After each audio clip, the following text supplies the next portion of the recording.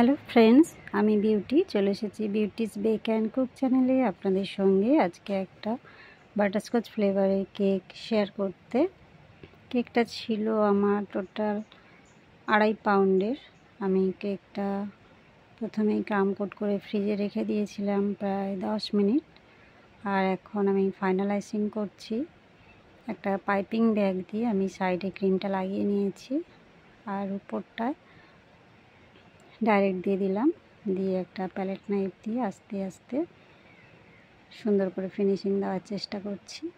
এই ফিনিশিংটা আনতে অনেকটাই টাইম লাগে, কিন্তু এখানে অনেকটা স্পিডে দেখিয়ে দিতে হয়।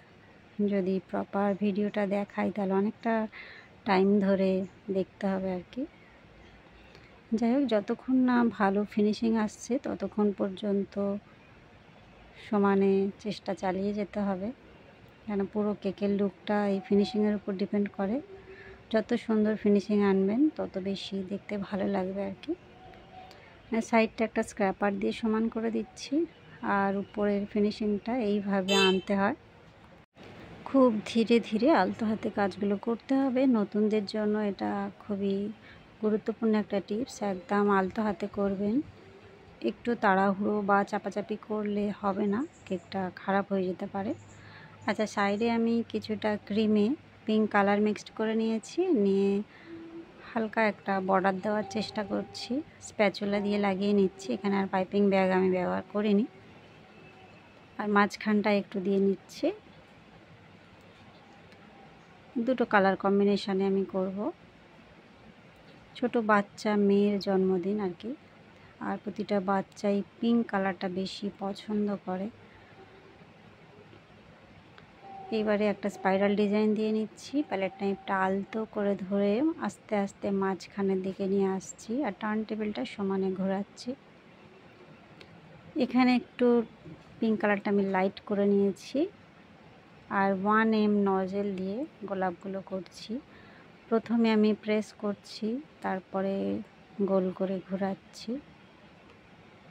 অনেকে এই ভুলটা করেন, ডাইরেক্ট গোল ঘুরিয়ে দেন, যার ফলে মাঝখানটায় একটা বেকআপ একটা শেপ আসে আর কি, মাঝখানটা ফাঁকা থেকে যায়, দেখতে ভালো লাগে না। একটু প্রেস করে নিতে হবে।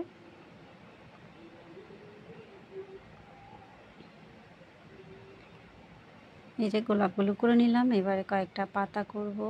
আমি পাইপিং ব্যাগটা ভি শেপ করে কেটে নিয়েছি, নিয়ে পাতাগুলো একদম খুব ছোটও করছি না, একদম মিডিয়াম সাইজের করছি, যেন সামঞ্জস্য থাকে আর কি। আমি অনেককেই দেখেছি খুব বড় বড় পাতা দিয়ে ভরিয়ে দেন, মানে আমিও তো দেখি বিভিন্ন ডিজাইনকে কিভাবে করছে। সব কিছুর মধ্যে আমাদের শেখার বিষয় থাকে। এই নয় আমি সব শিখে বসে আছি, আমিও শিখি ডেলি। নতুন নতুন জিনিস আমি সবসময় ট্রাই করতে থাকি, আর নিজে যেটুকানি পারি সেটাই আপনাদের সঙ্গে শেয়ার করার চেষ্টা করি। এখানে পাইপিং ব্যাগটা আমি ভি শেপ করে কেটেছি। কাটিংটা আমি অনেকবার শেয়ার করেছি। মানে মাথার দিকটা প্রথমে একটু ছোট করে কেটে নেবেন, তারপরে একদম মাঝ বরাবর একটা কাট লাগাবেন, মানে খুব বেশি নয়। খুব বেশি কেটে দিলে তাহলে আর ফ্রিলটা বার হবে না ঠিকঠাক।